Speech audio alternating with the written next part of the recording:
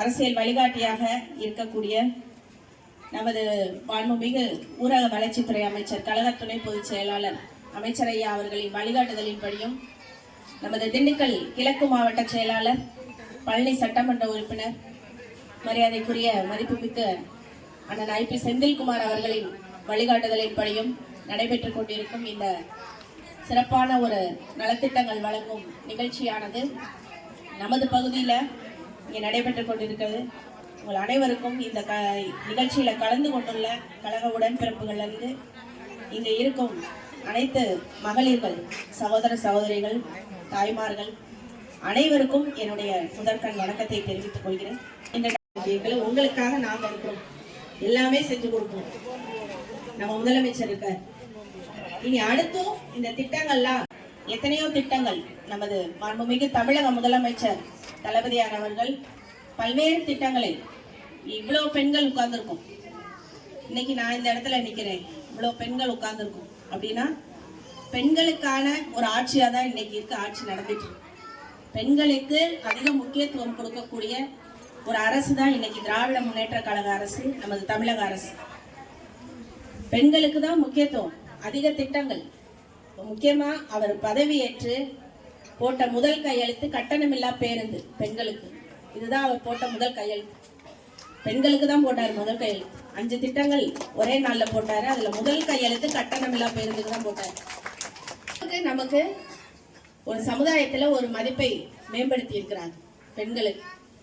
இன்னைக்குன்னு இல்ல, அந்த காலத்துல இருந்தே பெரியார், தந்தை பெரியார் அவர்கள் பெண்களை சமுதாயத்துல முன்னேற்றணும் அப்படின்றதுல பல வகையான போராட்டங்களுக்கு அப்புறம் தான் இந்த மாதிரியான ஒரு மாற்றங்கள்லாம் இன்னைக்கு நிகழ்ந்திருக்கு. தந்தை பெரியார்ல இருந்து, அறிஞர் அண்ணால இருந்து, நமது முன்னாள் முதல்வர் முத்தமிழ் அறிஞர் டாக்டர் கலைஞர் ஐயா அவர்கள் வந்ததுக்கு அப்புறம் பெண்களுக்கான திட்டங்களை சட்டங்களாக கொண்டு வந்தார்.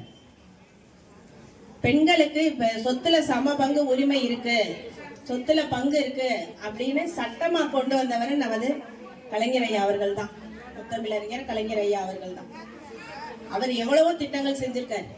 மகளிர் சுய உதவி குழு இன்னைக்கு வரைக்கும் நல்ல முறையில செயல்பட்டு. மகளிர் சுய உதவி குழுவுக்கு எவ்வளவு கடன் வேண்டும்னாலும் கொடுக்குறாங்க. இதெல்லாம் எதுக்காக கொண்டு வந்தாங்கன்னா பெண்கள் நாங்க சொந்த காலில் நிக்கணும் திட்டங்களை கொண்டு வந்தாங்க. ஆனா 50% மேலேயே பெண்களுக்கு உள்ளாட்சியில, இன்னைக்கு திண்டுக்கல் மாநகராட்சியில கூட 48 வார்டுல 26 பேர் பெண்கள் தான் இருக்கு. அப்படி பெண்களுக்கு அதிக முக்கியத்துவம் கொடுக்கக்கூடிய ஒரு அரசாக இன்றைய தமிழக அரசு இருந்து வந்து உள்ளது. வரமாதான் இருந்தது. அன்னைக்கு பொருளாதாரமே இல்லாத ஒரு சூழ்நிலை, எத்தனையோ பேர் ரொம்ப சாப்பாடுக்கே கஷ்டப்பட்டு ஒரு சூழ்நிலையா இருந்துச்சு. அப்படி இருக்கக்கூடிய சூழ்நிலையில 4000 ரூபாய் பணம் கொடுத்தாரு. அது மட்டும் இல்ல, இப்ப கூட இந்த பொங்கல் தொகுப்பு நேற்று சொல்லி அறிவிச்சிருக்காரு. இன்னைக்கு டோக்கன் கொடுத்துட்டாங்க 3000 ரூபாய். 1 கிலோ அரிசி, 1 கிலோ சர்க்கரை, ஒரு கரும்பு பொங்கல் தொகுப்பா கொடுக்க போறாங்க. அடுத்த வாரத்துல கொடுத்துருவாங்க. இப்படி ஒவ்வொரு திட்டங்களையும், இன்னைக்கு மகளிர் உரிமை தொகை இல்லாம படிக்கிற குழந்தைங்கள்ல இருந்து காலை உணவு திட்டம், நம்ம அரசு பள்ளியில படிக்கிற பிள்ளைங்களுக்கு முதியோர் பென்ஷன், இங்க எவ்வளவு பேருக்கு நம்ம வாங்கியிருக்கோம். அது கலைஞர் ஆட்சி காலத்திலேயே வாங்கினோம். இடையில எடப்பாடி ஆட்சி வந்தப்ப பாதி பேருக்கு கிடைக்கல. ஜெயலலிதா அம்மா இருந்தப்பயே பாதி கட் ஆயிடுச்சு. அதுக்கடுத்து எடப்பாடியார் வந்தாரு, அவரையும் மீதத்தை கட் பண்ணாரு. இப்ப நம்ம அவங்களுக்கெல்லாம் மீட் எடுத்திருக்கோம், மீட்டு கொடுத்துருக்கோம். இது எல்லாம் யார் செய்வா? மக்களை விரும்புறவங்க தான் செய்வாங்க, மக்களுக்காக பாடுபடுறவங்க தான் செய்வாங்க. அதை செய்யணும்னு ஒரு மனசு இருக்கு பாருங்க, அதுதான். அது நம்ம முதலமைச்சர் அவர்களுக்கு நிறையவே இருக்கு. ஆனா என்ன ஒரு துரதிர்ஷ்டம் என்னன்னா, மத்திய அரசு தமிழ்நாடை வஞ்சிக்கிறாங்க. தமிழ்நாட்டுக்கு எந்த ஒரு நிதியும் ஒதுக்குறது இல்லை. அவரே பதவி ஏற்கும் போது பெரிய நிதி பற்றாக்குறை தான். 5 லட்சம் கோடி கடன் வச்சிருந்தாரு எடப்பாடி. எல்லாத்தையும் சுருட்டிட்டாங்க. என்ன பண்ணுவாங்க? அடுத்த எலெக்ஷனுக்கு அவரு வேலை பார்க்கணும்ல, அதுக்காண்டி சுருட்டி இருப்பாரு. ஆனா மக்களுக்கு என்ன செஞ்சாங்க? ஒண்ணுமே செய்யல. யாராவது வாய் திறந்து பேச சொல்லுங்க, என்ன செஞ்சாங்க? இந்த 10 வருஷத்துல நம்ம திண்டுக்கல்ல என்ன வேலை நடந்துச்சு? எத்தனையோ திட்டங்கள். இப்ப இங்க வயசானவங்களே நிறைய பேர் இருக்கீங்க. தாய்மானவர்னு ஒரு திட்டத்தை கொண்டு வந்தாரு, யாருமே எதிர்பார்க்கல. தாய்மானவர் திட்டம் அது என்னன்னா, 60 வயசுக்கு மேற்பட்டவங்களுக்கு வீடு தேடி கொண்டு போய் ரேஷன் பொருள். யாராவது யோசிச்சாங்களா இவ்வளவு நாள்? யாருமே செய்யல. 60 வயசுக்கு மேல அவங்க அலைஞ்சு வாங்க முடியாது, வரிசையில நின்று வாங்க முடியாது. எவ்வளவு பிரச்சனைகள் இருக்கு. அதையெல்லாம் யோசிச்சு இந்த திட்டத்தை கொண்டு வந்திருக்காரு. இப்ப நம்ம வீட்டிலே இருந்து பொருளை வாங்கிக்கலாம். கஷ்டப்படுறோம், வீட்டிலே பொருளை கொடுக்க சொல்லி உத்தரவிட்டு இருக்காரு. அது தொடர்ந்து இப்ப 3-4 மாசமா நம்ம பொருளை வாங்கிட்டு இருக்கோம். இது போல இன்னும் நிறைய துறைகள்ல, பல துறைகள்ல, கல்வியில இருக்கட்டும், மருத்துவத்துறையா இருக்கட்டும், மக்களை தேடி மருத்துவம்னு ஒரு வண்டி வீடு தேடி மருத்துவ உதவி எல்லாம் பண்றாங்கல்ல. சுகருக்கு, பிரஷருக்கு, எல்லாத்துக்குமே மருந்து மாத்திரை எல்லாமே வீடு தேடி வருது. கொரோனா காலத்துல கல்வி முதற்கொண்டு வீடு தேடி வந்துச்சு. இல்லம் தேடி கல்வின்னு வீடு தேடி சொல்லி கொடுத்தாங்க. இப்ப மருத்துவம், நலம் காக்கும் ஸ்டாலின் ஒரு கேம்ப் போட்டோம். அந்த கேம்ப்ல என்னன்னா அத்தனை வியாதிகளுக்குமே ஸ்பெஷலிஸ்ட் ட்ரீட்மெண்ட் பார்த்தாங்க. அதை வச்சு நம்ம மெத்த டாக்டர்கிட்ட பாத்துக்கலாம், அரசு மருத்துவமனையிலே பாத்துக்கலாம். அந்த அளவுக்கு ஸ்பெஷலிஸ்டான டாக்டர்ஸ் ட்ரீட்மெண்ட் கொடுத்தாங்க. இப்படி எத்தனையோ திட்டங்கள்.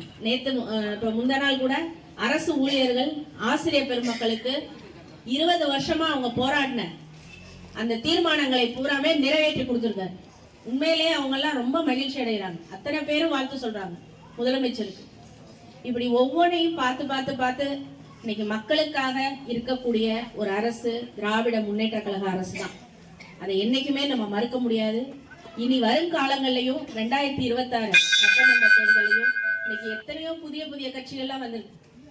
அதிமுக தான் நமக்கு எதிர்த்து வேலை பார்ப்பாங்க. இன்னைக்கு அவங்களே அதிமுகவையே கூட இருந்தவங்களையே ஒண்ணும் இல்லாம ஆக்கிட்டாங்க. செதஞ்சிருச்சு. அதிமுக இல்ல. இன்னும் அடுத்த எலெக்ஷனுக்குலாம் இருக்குமான்றது டவுட் தான். அந்த அளவுக்கு அதிமுகக்குள்ளே ஒரு ஒற்றுமை கிடையாது. எடப்பாடியாரே அமித்ஷாக்கு அடிமையா தான் இருந்துட்டு இருக்காரு. காரணம் என்னன்னா அவருக்கு தேவைகள், அவர் ஒரு சில பிரச்சனைகள் இருக்கு. கொடநாடு பிரச்சனை, அவர் சம்பந்தி ஈடி ரைட்ல மாட்டிருக்காரு, அந்த பிரச்சனை, இப்படி சொல்லி அவங்ககிட்ட போய் தஞ்சம் அடைஞ்சிட்டாரு. வேற ஒண்ணும் பண்ண முடியாது அவங்க. அதே போல புதுசா ஒரு நடிகர் கட்சி ஆரம்பிச்சிருக்காரு பாருங்க, தமிழக வெற்றி கழகம் சொல்லி. அவர் என்ன பண்றாரு, என்ன சொல்றாரு? யாராவது அவருக்கு ஒரு கொள்கையை மட்டும் சொல்லுங்க பாப்போம். தமிழக வெற்றி கழக தலைவர் சொல்றாரு, என்ன செய்வேன், மக்களுக்கு என்ன செய்வேன்னு சொல்றாரு. அதை சொல்ல மாட்டேங்கிறாரு. திராவிட முன்னேற்ற கழகத்தை குறை பேசுறதா அவரோட ஸ்பீச்சு.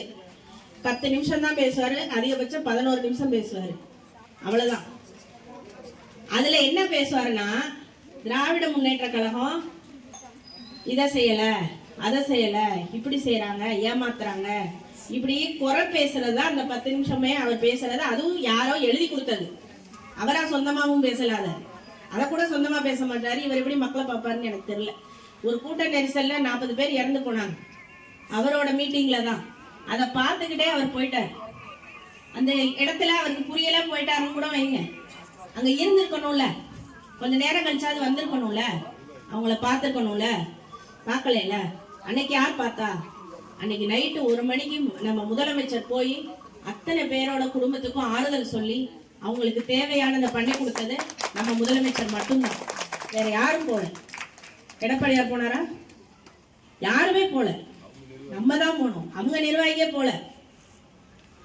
காரணம் என்ன? அவங்க பண்ண தப்பு, அதை உணர்ந்துகிட்டாங்க அவங்க. ஆனா குற்றம் சொல்றது திமுக.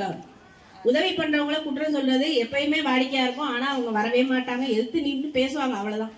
ஆனா எதுக்குமே வரமாட்டாங்க. இன்னும் அடுத்த எலெக்ஷனுக்குலாம் அவர் இருப்பாரான்னு தெரியல விஜய். அந்த அளவுக்கு அரசியல் அனுபவம் எதுவுமே கிடையாது. ஆனா திராவிட முன்னேற்ற கழகம் அன்றிலிருந்து இன்று வரை, தந்தை பெரியார் காலத்துல இருந்து அறிஞர் அண்ணா 1949 திராவிட முன்னேற்ற கழகத்தை ஆரம்பித்ததுல இருந்து இன்னைக்கு 75 ஆண்டு காலம் இந்த இயக்கத்தை கட்டி காப்பாத்தி இன்னைக்கு வரைக்கும் மக்கள் மனதில் நீங்கா இடம்பெற்ற ஒரே இயக்கம் திராவிட முன்னேற்ற கழக இயக்கம் தான். வேற எதுவுமே கிடையாது. இப்படி ஒவ்வொன்றையும் பார்த்து இன்னைக்கு மக்களுக்காக இருக்கக்கூடிய ஒரு அரசு திராவிட முன்னேற்ற கழக அரசு தான்.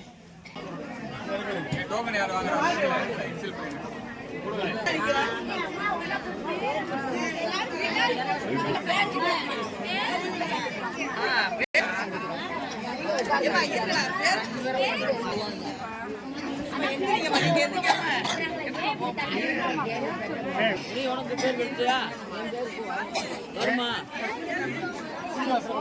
சோறு வெடிக்கிறா